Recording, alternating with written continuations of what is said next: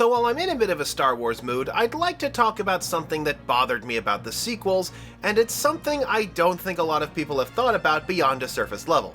So, okay, one of the things I like the most about the prequel trilogy and the Clone Wars, I guess it's an anthology at this point, is how you see a lot of the vehicles which clearly eventually become the ships we would know and love in the original series. Like, ooh, that's an early X-Wing, hey, that's an old B-Wing, a precursor for the Imperial Star Destroyers, and even a proto-TIE fighter. There's even little twists and turns with those designs within the series, where the Jedi craft go from resembling Rebel A-Wings to Imperial TIE fighters as the Republic gets more and more corrupt. It's great! And even by the time of Rebels, set 4 years before A New Hope, we see the final examples of these ships as well as the passing of age, where the Y-Wings, which are technically successors to the Y-Wings introduced in Clone Wars, are treated as old, decrepit, and in need of replacing.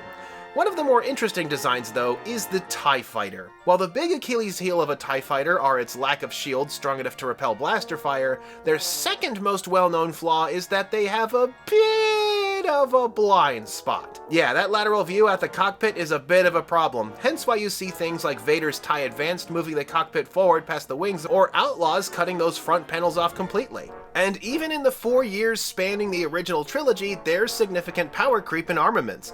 This is where we first see the A-Wings, B-Wings, TIE Bombers, and even the Super Star Destroyer, ooh, but most prominently of all is the TIE Interceptor. Developed as a response to the Rebel X-Wing, a craft that caused them a few problems. Not only is the TIE Interceptor faster and with greater firepower than the original TIE Fighter, you notice that the fins on the sides of them have a big slit in them so the pilot can, see side to side? A genuine example of the forced evolution of weaponry in times of war, like how the American Wildcats were replaced by the Corsair.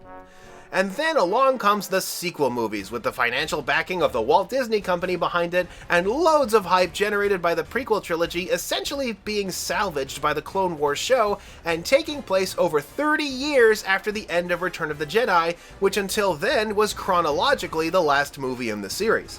And this was kind of exciting, as the gap between Return of the Jedi and The Force Awakens was a greater amount of time than between Return of the Jedi and Attack of the Clones, where all of that cool innovation and evolution happened. So what do we get when a new threat, the First Order, rises from the ashes of the Empire? What is their new, dangerous, high-tech weapon? It's TIE fighters, but painted black.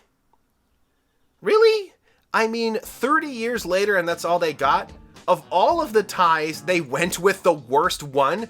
I mean, I don't care if it's supposedly way more advanced than the original TIE Fighter, that's kind of impossible to say in the face of it having one of the TIE Fighter's most famous Achilles heels. I mean, I get that it was chosen for brand familiarity, but they could have gone so much further with this.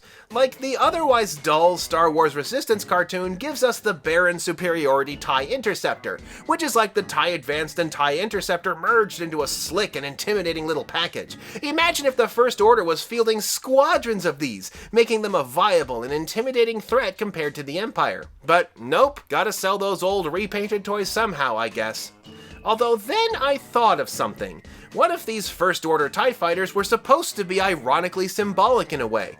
Like, the First Order is an army of a bunch of dweebs who pine for the mythologized history of the Galactic Empire, most of them being too young to understand how terrible life in the Empire really was, and so using an old backwards design with very clear and very literal blind spots might say something about how the First Order really doesn't have any vision regarding the future of the Empire outside of an attempt to return to this mythologized past.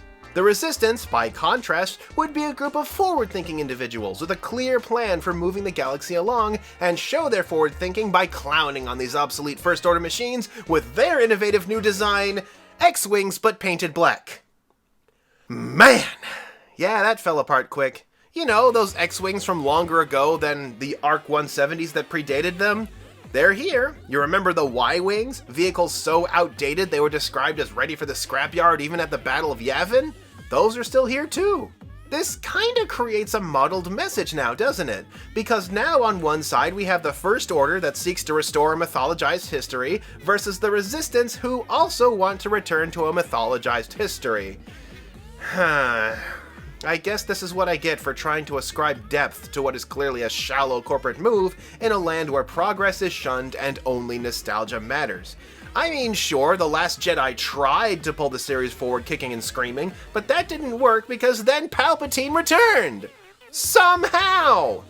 Was there really a lack of innovation? I mean, going back to my comparison with the F-4U Corsair, the first ones flew in 1940. You know what got rolled out 30 years later? The F-14 Tomcat. How big a jump is this? The Tomcat is literally 4 times faster than the Corsair. 30 years after that, and we have supersonic stealth VTOLs and drone craft. So even in a society as advanced as the one in Star Wars, don't tell me new innovations didn't create radical new ship designs like the ones we see in Clone Wars.